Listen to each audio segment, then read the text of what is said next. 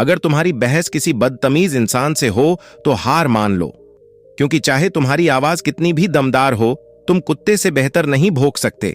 तुम्हारी कद्र भी तभी होगी जब लोग तुम्हें अपनी जरूरत के लायक समझेंगे। जिंदगी उन लोगों को तजुर्बे खूब देती है जिन्हें सब कुछ हासिल नहीं होता। लोग हमें सिर्फ इसलिए बुरा मानते हैं क्योंकि हम सच बोलने की हिम्मत रखते हैं। कुछ लोगों को लगता है कि उनकी चालाकियां दुनिया से छुपी रहेंगी, लेकिन हम बस खामोशी से देखते हैं, उन्हें अपने नजरों से गिरते हुए। अगर जिंदगी भर किस्मत के सहारे बैठे रहोगे तो वक्त तुम्हें पीछे छोड़ देगा। इससे बेहतर है कि हर दिन मेहनत में लग जाओ। मेहनत तुम्हें वह दिला सकती है जो किस्मत कभी नहीं दे सकती। जो लोग हर वक्त दुख का रोना रोते रहते हैं, उनके दरवाजे पर खड़ा सुख भी लौट जाता है। दुनिया ताकत का अंदाजा लगा सकती है, पर किसी के हौसले का नहीं। अगर लोग तुम्हारी पीठ पीछे बातें कर रहे हैं तो इसका मतलब है कि तुम सही रास्ते पर हो। जिंदगी हमेशा उसी को आजमाती है जो हर मोड़ पर टिकने की ताकत रखता है। हर किसी के सामने अपने अल्फाज बर्बाद मत करो, बस खामोश रहकर देखो कौन तुम्हें सच में समझता है। कुछ बनना ही है तो समंदर बनो। लोग तुम्हारी गहराई और ताकत समझने में घबरा जाए। दोस्तों, अक्सर यह कहा जाता है कि एक समझदार व्यक्ति वही होता है जो बोलने से ज्यादा सुनने में विश्वास रखता है। यह विचार जितना गहरा है, उतना ही व्यवहारिक भी। सुनने की कला न केवल आपको दूसरों की भावनाओं और विचारों को समझने का सफर देती है, बल्कि यह आपके व्यक्तित्व को भी विनम्र और परिपक्व बनाती है। चाणक्य नीति: मौन रहना एक अनमोल गुण है, लेकिन इसे साधारण समझने की भूल न करें। मौन जहां एक ओर किसी व्यक्ति के आत्मसंयम और धैर्य को दर्शाता है, वहीं दूसरी ओर यह आपके सोचने समझने की क्षमता को भी उजागर करता है। चाणक्य कहते हैं कि मौन वह शक्ति है जो बिना एक शब्द कहे आपकी बात को प्रभावी ढंग से प्रस्तुत कर सकता है। हालांकि मौन रहना सुनने या पढ़ने में जितना सरल लगता, वास्तविक जीवन में इसे अपनाना उतना ही कठिन है।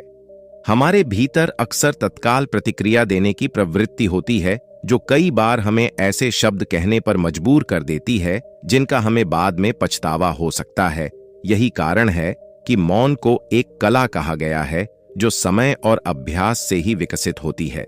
मौन का मतलब यह नहीं कि आप हमेशा चुप रहे, बल्कि यह समझने की क्षमता है कि कब बोलना है और कब नहीं। सही समय पर मौन रहना न केवल आपके शब्दों को महत्व देता है, बल्कि आपके भीतर एक शांत और स्थिर व्यक्तित्व का निर्माण करता है। तो दोस्तों, यह याद रखें कि मौन सिर्फ चुप रहने का नाम नहीं है, बल्कि यह एक ऐसा साधन है जो आपको समझदारी, आत्मसंयम और गहराई से भर देता है। इसे अपनाने का प्रयास करें, क्योंकि जो सुनने और मौन रहने की कला सीख लेता है, वह जीवन में न केवल दूसरों से बल्कि खुद से भी बहुत कुछ सीख सकता है। आचार्य चाणक्य ने ऐसे 10 जगहों के बारे में बताया है जहां हमें हमेशा खामोश रहना चाहिए। चाणक्य बताते हैं कि इन स्थानों पर चुप बैठने वाला व्यक्ति जीवन भर सुखी रहता है। साथ ही अगर इन 10 स्थानों पर व्यक्ति अगर गलती से भी अपना हस्तक्षेप कर दिया तो आगे चलकर वह बहुत बड़ी मुसीबत में फंस सकता है।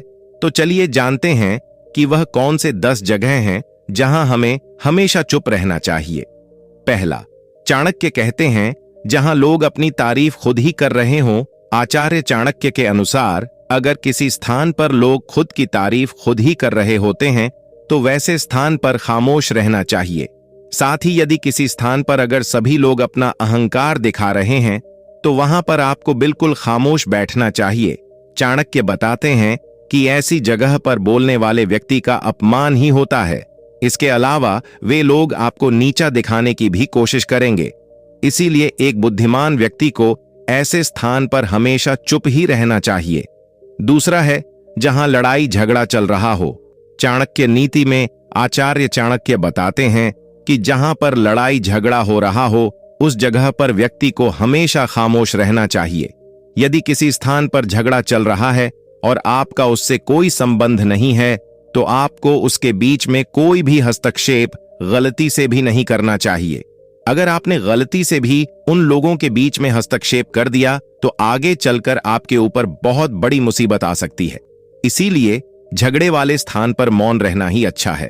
तीसरा है, चाणक्य कहते हैं कि जब आप बिना चिल्लाए बात ना कर पाते हो, जब हम बिना शोर शराबे के अपने विचारों को संवेदनशीलता से व्यक्त करते हैं, तो सामने वह व्यक्ति हमारी बातों को सुनता है और हमारी भावनाओं को भी समझता है।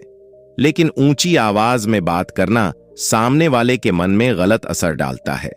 चिल्लाकर बात करने से सामने वाले को हमारी बातें अप्रासंगिक लगने लगती हैं और उसे लगता है कि हम अपनी बातों को जबरदस्ती मनवाने की कोशिश कर रहे हैं। यही अनचाहे नतीजों का कारण बनता है। इसीलिए हमें कभी चिल्लाकर या ऊंची आवाज में बात नहीं करनी चाहिए। अगर आप बिना चिल्लाए कोई बात नहीं कह सकते, तो वहां चुप रहने में ही आप भलाई है। किसी पर चिल्लाने से आपके व्यवहार के बारे में पता चलता है और लोग आपसे दूर भागने लगते हैं। चौथा है, जब सामने वाला व्यक्ति आपकी भावना ना समझ रहा हो, जब आपको यह ज्ञान हो जाए कि सामने वाला व्यक्ति ना तो आपकी भावना का सम्मान कर रहा है और ना ही वह आपकी बात को समझ पा रहा है, तो ऐसी स्थिति में आपको स्वयं शांत और चुप हो जाना चाहिए, क्योंकि ऐसे लोगों को आपकी भावना या दुख से कोई मतलब नहीं होता है। ऐसे लोगों को अपना राज बताकर आपको पछताना ही पड़ेगा। हिंदी में एक कहावत है कि भैंस के सामने बीन नहीं बजानी चाहिए। इस समय आपको इस कहावत पर गौर करना चाहिए, ताकि न तो आपकी एनर्जी वेस्ट हो और ना ही आपको बेवकूफ समझा जाएगा।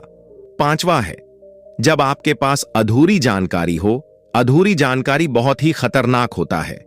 यदि आपको किसी घटना या किसी विषय पर अधूरी जानकारी है, तो तब आपके लिए चुप रहना ही उत्तम है, क्योंकि अधूरा ज्ञान बड़ा ही घातक होता है।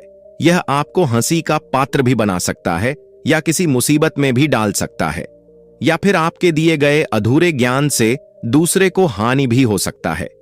इसलिए आपको किसी दूसरे को सलाह या ज्ञान तभी देना चाहिए जब आपको उस चीज के बारे में पूरी जानकारी हो। छठा, चाणक्य कहते हैं, जब कोई इंसान अपना दुख व्यक्त कर रहा हो, यदि कोई इंसान अपने दुख या परेशानी के बारे में आपको बता रहा है, तो इसका मतलब यह है कि वह आप पर भरोसा करता है और आपको अपना समझ रहा है। ऐसे में तुरंत ही उसे समाधान बताने के बजाय चुप रहकर उसकी दुख या समस्या को ध्यानपूर्वक अच्छे से सुने। उसके बाद अगर आपने कभी अपनी जिंदगी में वैसी परिस्थिति का सामना किया हो और आपको यह पता हो कि ऐसी परिस्थिति में क्या करना सही होगा, तभी जाकर ही आप उसको उसके परेशानी अनुसार समाधान दें।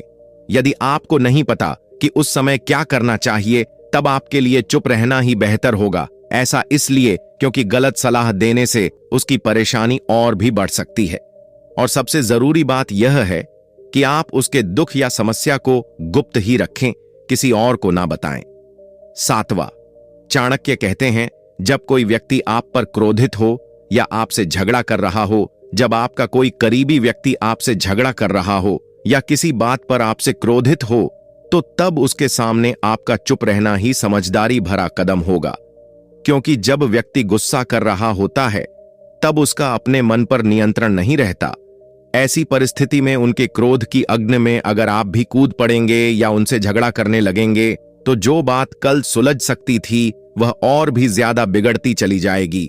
उस समय सब सहकर अगर आप चुप रहेंगे, तो वह खुद ही मन यह सोचकर पछताने लगेंगे कि उन्होंने आपके साथ गलत किया, और वह शर्म होकर खुद ही आपके पास चलकर आएंगे और आपसे माफी मांगेंगे। क्रोधी व्यक्ति के साथ बहस करना आग में घी डालने जैसा ही होता है। इससे उसके क्रोध की आग और भड़केगी और आपको ही उसका खामियाजा भुगतना पड़ेगा। आठवां, चाणक्य कहते हैं, जब किसी मुद्दे से आपका कोई संबंध ना हो, अगर आपका किसी मुद्दे से कोई संबंध ना हो, तो वहां आपका चुप रहना बनता है। बिना किसी वजह अगर आप दूसरों के मुद्दों पर बोलेंगे, तो यह आपके लिए अनिष्टकारी रहे। इसमें केवल और केवल आपका ही नुकसान होगा।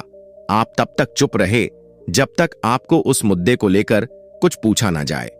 इसके अलावा अगर आपको उस मुद्दे के बारे में कोई स्पष्ट जानकारी नहीं है, तो तब भी आप चुप रहकर बेवजह दूसरों के मुद्दों पर दखल देने से आपकी भारी बेइज्जती हो सकती है। नौवां है, जब कोई व्यक्ति आपके सामने किसी और की बुराई कर रहा हो, तो उस समय आपको शांति और धैर्य बनाए रखना चाहिए।